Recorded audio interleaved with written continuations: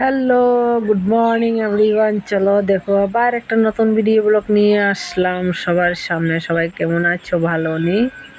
তো আশা করি ভালোই আছো। তো চলো দেখো, সকাল সকাল বাসি কাজ শেষ করে পুজোটা দিয়ে দিলাম।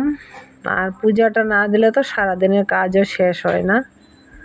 তো পূজাটা আজকে দিয়ে দিলাম। আজকে দিলাম কলা, খই, চিড়া এগুলো দিয়ে আজকে সেবা দিলাম।